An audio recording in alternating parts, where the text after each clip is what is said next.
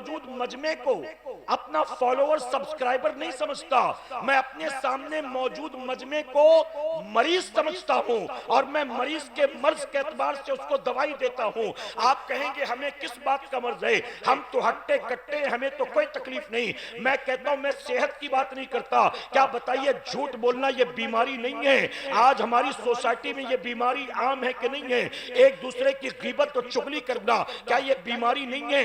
एक एक करके 5 वक्त की नमाजें कज़ा करना क्या ये बीमारी नहीं है? शराब पीना क्या ये बीमारी नहीं है? झूठी कसम खाना क्या ये बीमारी नहीं है? साल भर कुरान को हाथ तक न लगाना क्या ये बीमारी नहीं है?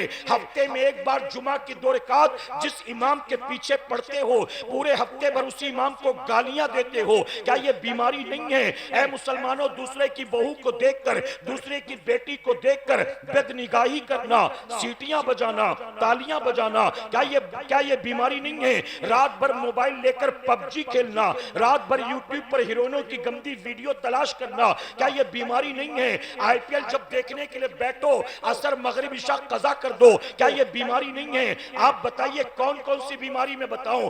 जिना करना भी बीमारी है जो मुआशरे में आम है, सूद का धंधा करना भी बीमारी है, जुआ खेलना भी बीमारी है, माँ बाप को गाली देना भी बीमारी है, इसी तरह किसी की जमीन खाकर बैठ जाना, किसी के पेड़ पर कब्जा कर लेना, किसी की दुकान पर कब्जा कर लेना क्या ये बीमारी नहीं है? आज बताइए कितनी बीमारी हमारे मुआशरे में फैली है।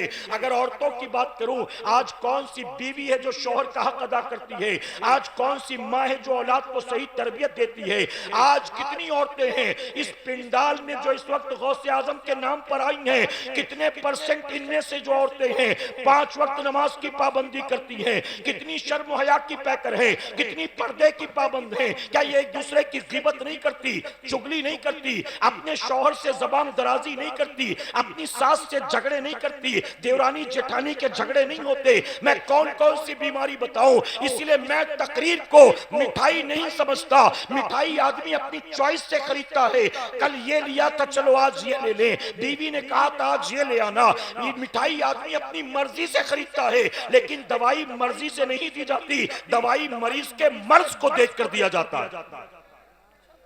और आज हमारे यहां बीमारी की कोई कमी नहीं। आपने चटनी कभी ना कभी खाई होगी, चटनी खाया है कभी? रोटी भी खाया होगा। इस तरफ रोटी कम खाते हैं लेकिन कभी तो खाया होगा आपने।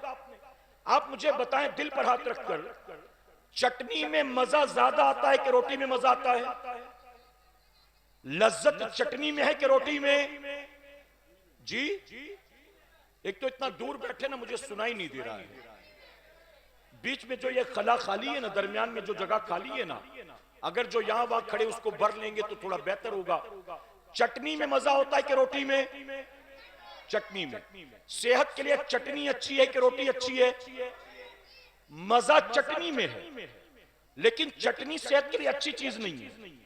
अगर आदमी, आप बताइए, चटनी मजेदार है, रोटी छोड़कर रोजाना एक प्याला चटनी खाना शुरू कर दे, खाएगा कोई? अगर लज्जत के चक्कर में तुमने रोटी छोड़कर चटनी खानी शुरू कर दी तो 6-8 महीने के बाद चटनी तुमको खाना शुरू कर देगी। करेक्ट है कि नहीं है? और जब चटनी तुमको खाना शुरू करेगी तो डॉक्टर कहेगा तेल बिल्कुल बंद, मसाला बिल्कुल बंद, मिर्ची बिल्कुल बंद, गोश्त बिल्कुल बंद। ये बंद क्यों हुआ? क्योंकि मजे के चक्कर में चटनी ज्यादा खाना शुरू कर दिया था, तेल मसाला ज्यादा खाना शुरू कर दिया था। रोटी देखने में लज्जतदार नहीं लेकिन सेहत के लिए फायदेमंद रोटी है। चटनी बहुत लजीज है लेकिन सेहत के लिए फायदेमंद नहीं। तो तकरीर सुनने जब आए तो चटनी के चटकारों के चक्कर में ना आया करें, बल्कि अपनी आखिरत को संवारने के लिए आया करें। उलमा की तकरीर सुनकर सोच बदलने की नीयत से आया करें, फिक्र बदलने की नीयत से आया करें। मेरे प्यारे आका के प्यारजवानों, ये तमहीद के तौर पर मैंने कुछ बातें अर्ज की। अब चलिए हुजूर गौसे आजम की बारगाह में खिराज अकीदत पेश करते। इजाजत है आपकी? थके तो नहीं ना? अभी 1 घंटा नहीं हुआ, इजाजत है आपकी? मेरे प्यारे आका के प्यारजवानों, अब असल तकरीर, मेरी तकरीर के 2 पहलू हैं। एक मुकम्मल हुआ, अब दूसरे की तरफ चलता हूं, गौर से सुनना, बहुत कुछ लेकर जाओगे इंशाअल्लाह अगर आज सुनोगे गौर से। यहां जितने मौजूद हैं, ये उलमा, ये आम अवाम, हर कोई जानता है गौस आजम वो हैं जो मां की कोख से वली बनकर पैदा हुए। कहे सुभान अल्लाह। नहीं सुनाई दिया मुझे, फिर से बोले आप। विलायत के कई दर्जे हैं, विलायत की कई कैटेगरीज है, कई दर्जात हैं। उनमें सबसे बड़ा दर्जा यही है कि बंदा मां की कोख से वली बनकर पैदा हुआ। गौस आजम मां की कोख से वली बनकर पैदा हुआ। और वो भी कैसे वली? सारे वलियों में तन्हा गौस पाक वो हैं जो मां की कोख से 18 पारों के हाफिज बनकर पैदा हुए। सुना है कि नहीं आपने? 18 पारों के हाफिज। गौस आजम के वालिद जनाबे अबू सालेह फरमाते हैं, मेरे घर बेटे की विलादत से पहले रसूलुल्लाह मेरे ख्वाब में आए और मेरे नबी ने मुझे खुशखबरी दी, ए अबू सालेह, ए मेरे बेटे, अनकरीब तेरे घर में एक बच्चा पैदा होगा। अल्लाह तेरे बेटे को वलियों में वही मकाम देगा जो मकाम अल्लाह ने मुझे नबियों में अता फरमाया। तेरा वो बेटा मेरा भी महबूब है, अल्लाह का भी महबूब है। आप सोचें, इसीलिए हम सुन्नियों का ये मानना है मेरे नबी इमामुल अंबिया हैं और गौस आजम इमामुल औलिया हैं। मेरे नबी सारे नबियों के सरदार और गौस आजम सारे वलियों के सरदार। कहें सुभान अल्लाह। अच्छा, 18 पारे याद करके आए, कितने पारे बच गए बाकी? जी 18 मां की कोख से याद करके आए, बाकी बचे 12। 12 का क्या हुआ? सीरत की किताब में आता, जो बाकी 12 बचे थे वो भी आपकी वालिदा सैयदा फातिमा ने आपको याद कराया है। यानी बेटे को पूरा हाफिज कुरान किसने बनाया? मां ने बनाया। किसने बनाया? मां ने। क्यों बनाया मां ने? क्योंकि मां दीनदार थी, दीनदार। मेरे प्यारे आका के पैरवानों, आपने गौस आजम के वालिद का सेब वाला वाकया सुना है कि नहीं सुना? मुझे नहीं पता आपके गांव में कभी बयान हुआ कि नहीं, शहरों में बयान होता रहता है। सेब वाला वाकया सुना है आपने? आप चले जा रहे थे, नहर में सेब बह रहा था, भूख लगी थी या रोजे से थे, उठाया खा लिया। फिर एहसास हुआ कि सेब के मालिक से मैंने इजाजत नहीं ली थी। गए माफी मांगने तो सेब के मालिक ने कहा बहुत बड़ी गलती हो गई, अब तुम्हें कफारे के तौर पर मेरे बाग में नौकरी करनी पड़ेगी। सुना है आपने ये? गौस आजम नौकरी करने लगे। क्या करते थे आप? झाड़ू लगाकर सूखे पत्ते उठाते थे, तैयार फलों को तोड़कर बाजार में बेच कर आते थे, रात भर जागकर बाग का पहरा देते थे। बाग के मालिक अब्दुल्ला सुमई की बकरियां चराते थे, उनके घर का पानी भरते थे। 8 साल या 10 साल पूरे हो गए। आपने अब्दुल्ला सुमई से कहा अब वो जो मैंने सेब खाया था माफ हो गया? तो उन्होंने कहा नहीं, अभी एक काम और करना पड़ेगा। कहा क्या काम है? कहा मेरी एक बेटी है, तुम्हें उससे निकाह करना पड़ेगा। ये भी सुना है आपने? मैं पूरा वाकया तफसील से बयान नहीं करता, जो असल मोती आपको देना चाहता हूं गौर से सुनिएगा, और मेरी बहनें भी सुने, गौर से सुनिएगा। अब्दुल्ला सुमई ने कहा मेरी एक बेटी है, उससे निकाह करोगे तो माफ कर दूंगा। कहा मुझे मंजूर है। कहा जल्दबाजी मत कर, पहले सुन तो सही। मेरी बेटी अंधी है, मेरी बेटी गूंगी है, मेरी बेटी बहरी है, कई ऐब गिना दिए। जनाबे अबू सालेह ने कहा मंजूर। ऐसी माजूर लड़की, ऐसी अपाहिज लड़की, अगर इससे निकाह करके जिंदगी भर खिदमत करके ये सेब खाने की गलती माफ हो सकती है, तो मैं उसको माफ कराने के लिए ये सब भी करने को तैयार हूं। कम से कम ये सेब की गलती दुनिया में माफ हो जाए, आखिरत की पकड़ से बच जाऊंगा।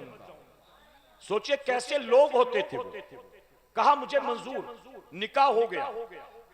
कमरे में गए, रात बीवी के कमरे में दाखिल हुए तो सलाम किया। सलाम किया तो बीवी ने जवाब दिया। जवाब सुना तो कान खड़े हो गए। ससुर साहब ने तो कहा था बहरी है, फिर सुन कैसे लिया? ससुर साहब ने कहा था गूंगी है, फिर जवाब कैसे दे दिया? और करीब गए तो देखा हुस्न की पैकर दुल्हन के जोड़े में बैठी है। खुश नहीं हुए, घबरा गए कि बीवी के बारे में जो कुछ बताया गया था इसके अंदर तो वो कोई बात नजर नहीं आती। फौरन निकल कर बाहर आ गए। उसके बाद का पूरा वाकया आपने सुना होगा। ऐ मुसलमानों, क्या आप जानते हो असल जो इसमें मैसेज है वो क्या है? जरा सोचिए तो सही।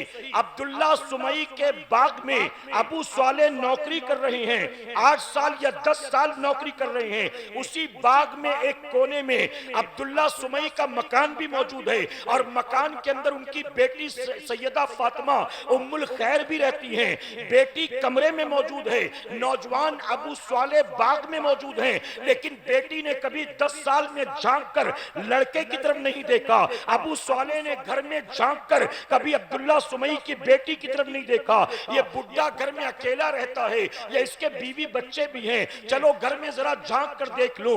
8 साल या 10 साल उसी बाग में रहे, लेकिन घर में कभी ताक झांक नहीं की। और घर में जो अब्दुल्ला सुमई की बेटी थी सैयदा फातिमा, उन्हें पता था एक नौजवान सैयद ज़ादा यहाँ बाग में नौकरी करता है, उन्होंने कभी बाग में झांक कर उसको नहीं देखा। ऐ मुसलमानों, जब बाप अबू साले की तरह तकवा तहारत का पहाड़ होता है, खौफे खुदा में लरजने वाला होता है, और माँ सैयदा फातिमा की तरह शर्म हया की पैकर होती है, अल्लाह रसूल की फरमाबरदार होती है, तो ऐसे ही माँ बाप के मिलने पर अल्लाह गौसे आजम जैसी औलाद अता फरमाता।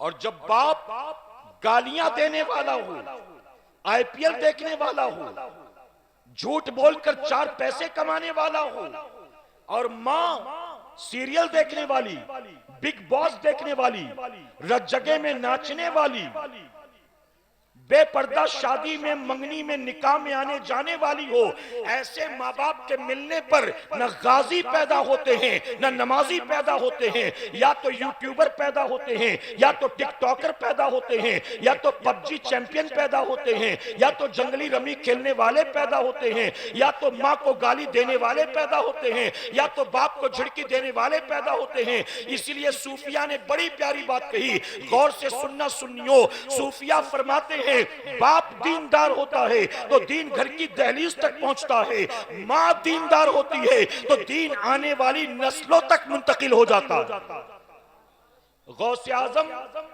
18 पारों के हाफिज बनकर पैदा हुए। बाप का कमाल था कि मां का कमाल किसका था जी? 7 साल की उम्र में गौसे आजम हाफिज कुरान बन गए। बाप का कमाल था कि मां का, आप बताइए। अरे कैसी माएं थी वो, अपने बेटों को कुरान हिफ्ज कराती थी। और आज की माएं, बेटा दस्तरखान पर खाना खाने बैठे, ये भी नहीं पूछती कि हाथ धोया है कि नहीं धोया है। खाने से बच्चा खाना शुरू कर दे, माँ ये भी नहीं कहती कि बिस्मिल्लाह पढ़ा कि नहीं पढ़ा, बिस्मिल्लाह पढ़। खाने के बाद, पीने के बाद अल्हम्दुलिल्लाह कहा कि नहीं कहा? क्या माएं ये तरबियत देती हैं औलाद को? याद रखना सुन्नियों, जब तक माएं सैयदा फातिमा उम्मुल खैर की तरह थी जो कुरान पढ़कर सोती थी, तो किसी माँ की कोख से अब्दुल कादिर जिलानी जैसा बेटा 18 पारों का हाफिज बनकर पैदा होता था, और किसी नेक माँ की कोख से ख्वाजा बख्तियार काकी जैसा बेटा 14 पारों का हाफिज बनकर पैदा होता था। जब माएं वजू करके बेटों को दूध पिलाती थी तो माओ की पाकीज़ा कोख से सुल्तानुल हिंद ताए रसूल गरीब नवाज जैसे बेटे पैदा होते थे। जब माएं वजू करके अपने बेटों को दूध पिलाती थी तो बेटे शेरे मैसूर टीपू सुल्तान बना करते थे। और जब माएं आटा गूंथते गूंथते सीरियल देखेंगी, फिल्में देखेंगी, दाल चावल चुनते चुनते टीवी सीरियल देखेंगी, बिना दुपट्टे के दिन भर घर में घूमेंगे फिरेंगी, झाड़ू लगाएंगे बिना दुपट्टे के, जमीन पोंछेंगे बिना दुपट्टे के, आटा गूंदेगी बिना दुपट्टे के, सालन पकाएंगी बिना दुपट्टे के, तो क्या बताइए ऐसी माओं की कोख से कोई नेक बेटा पैदा होगा? इसीलिए आज हमारे यहाँ चरसी बहुत बढ़ रही है, शराबी बढ़ रही है, बेहया बढ़ रही है, बेगैरत बढ़ रही है। आज सोसाइटी में जितनी बुराइयां बढ़ रही हैं, इन तमाम बुराइयों के पीछे औलाद ही कसूरवार नहीं है, बल्कि माँ बाप का भी 100% हाथ। एक माँ आकर मुझसे कहती, हजरत, ये मैं आपके पास कूड़ा में पहले भी कह चुका हूं, आज भी सुन लें। एक माँ आकर कहती, हजरत दुआ करिए, मेरा बेटा गलत दोस्तों की सोहबत में नशा करने लग गया। मैंने कहा क्या उम्र है बेटे की? कहती है 22-23 साल का है, 22-23 साल का। मैंने उस माँ से कहा तेरा बेटा नशा कब से करने लगा? कहने लगी 2-3 महीना हुआ है। मैं उस माँ से कहता हूं तेरे बेटे के शराबी होने का रोना रो कि तू जैसी माँ का जाहिल होने का रोना रो? कैसी माँ है तू? 9 महीने तूने उसी को अपने शिकम में रखा, अपनी जान दांव पर लगाकर तूने उसको जन्म दिया, अपने रगों का खून दूध में मुंतकिल करके 2 साल तक सीने से लपटा कर तूने उसको दूध पिलाया, तूने उसके राल नाक थूक को साफ किया, तूने उसके पेशाब पैखाने उल्टी को साफ किया, तूने उसकी उंगली पकड़कर चलना सिखाया, लुकमा बनाकर खाना सिखाया, तोतली जबान को बोलना सिखाया। कैसी माँ है? अरे 20-22 साल बेटा तेरे साथ था और 22-23 साल के बेटे को तू नमाजी नहीं बना सकी और 2-3 महीने में शराबियों ने उसको शराबी बना दिया। सारा कसूर तेरी औलाद का है, तेरा कोई कसूर नहीं। इसीलिए मेरे नबी ने 1450 साल पहले फरमाया, तो गौर से सुनिएगा। मेरे नबी ने सैयदना अबू हुरैरा से फरमाया, अबू हुरैरा, जब दुनिया वाले निकलते हैं रिश्ता तलाश करने तो 3 चीजें देखते हैं। सबसे पहले हसब नसब देखते हैं। हम शेख हैं, बेटी शेख की लाएंगे। हम सैयद हैं, गैर सैयद के यहां शादी नहीं करेंगे। हम खान हैं, खान से नीचे किसी से बात नहीं करेंगे। नबी फरमाते सबसे पहले लोग हसब नसब देखते। फिर दूसरी चीज माल देखा जाता है, लड़की का बाप मालदार है कि नहीं है, मकान कैसा है, गाड़ी है कि नहीं, बैंक बैलेंस है कि नहीं, प्लॉट है कि नहीं, खेत खलियान है कि नहीं। अगर मैं उसकी बेटी ब्याह कर लाऊंगा तो कितना माल साथ में लेकर आएगी। आका फरमाते हसब नसब देखते हैं, फिर माल देखते हैं, उसके बाद हुस्न जमाल देखते हैं। लड़की का रंग कैसा है, लड़की के बाल कैसे हैं, लड़की की हाइट कितनी है, लड़की की आंखें कैसी हैं। आका फरमाते अबू हुरैरा, दुनिया वाले 3 चीजें पहले देखते हैं, लेकिन तू चौथी चीज पहले देखना। और चौथी चीज क्या है? आका फरमाते अबू हुरैरा, पहले दीनदारी देखना। अगर लड़की दीनदार हो, हसीन और जमील ना हो तो भी बिस्मिल्लाह करना। लड़की दीनदार हो, हसब नसब ना मिले तो भी बिस्मिल्लाह करना। लड़की दीनदार हो, गरीब की बेटी हो तो भी बिस्मिल्लाह करना। और मौलाए कायनात फरमाते हैं, जिसने हुस्न देखकर शादी की, हुस्न ढल जाने वाला है। जिसने माल देखकर शादी की, माल खत्म हो जाने वाला है। और जिसने दीनदारी देखकर शादी की, अल्लाह दीनदारी में बरकत अता करने वाला है, अल्लाह इज्जत अता करने वाला है। बल्कि एक हदीस शरीफ में यहां तक आता जिसका मफहूम है, जिसने दीनदारी देखकर शादी की, अल्लाह उसको मालदारी भी अता फरमाएगा। आज हमारे यहां शिकायत करती है माएं, आप थके तो नहीं ना जी? माएं शिकायत करती, हजरत हम तो फंस गए, अभी बेटी के हाथ की मेहंदी का रंग छूटा नहीं और आदमी 2 बार मार भी चुका है, 2 बार हाथ उठा चुका है बीवी पर। अभी मेरी बेटी 1-1.5 महीने हुए शादी हुए और सास ताना देने लग गई, ससुर धमकी देने लग गया, शौहर हाथ उठाने लग गया। ऐ मुसलमानों, वजह क्या है? आप बहू पसंद करके ले आई, आपने उसके अंदर सब कुछ देखा, जांच परख कर ले आई, उसके बावजूद भी घर आने के बाद घर महाभारत का मैदान बन गया, घर फितने का शिकार हो गया। आपका जवान बेटा आपसे उलझने लग गया, आपके साथ बदतमीजी करने लग गया। आखिर वजह क्या है? इतना जांच परख कर लेकर आई थी तो लड़की के आते ही घर खुशहाल हो जाना चाहिए था। तबाही, परेशानी, बर्बादी, मुसीबत, झगड़े क्यों आ गए? तो वजह यह है, तूने रिश्ता तलाश किया, किया दुनिया वालों के एतबार से, और आका ने फरमाया दुनियादारों की तरह तूने रिश्ता देखा, अगर दुनियादारों की तरह न देखता, अपने नबी के फरमान पर अमल करता, तो मैं जिम्मेदारी के साथ कहता हूं, लड़की काली कलूटी होती, लड़की गरीब की बेटी होती, लेकिन नमाजी होती, शर्म हया की पैकर होती, कुरान की तिलावत करने वाली होती, अपने माँ बाप की इज्जत करने वाली होती, उस गरीब की बेटी को ब्याह कर अपने घर लाते, यकीनन उसके कदम आपके घर पड़ते, अल्लाह आपके घर को जन्नत का नमूना बना देता। सुभान अल्लाह। लेकिन आपने दीनदारी नहीं देखी, दुनियादारी देखी। अब मैं अपनी माओ के लिए एक बात अर्ज करूंगा, तवज्जो है ना आप सबकी, गौर से सुनिएगा। आज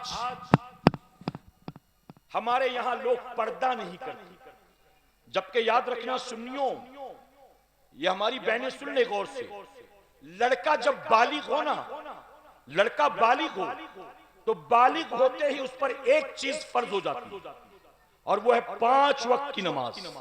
क्या है जी?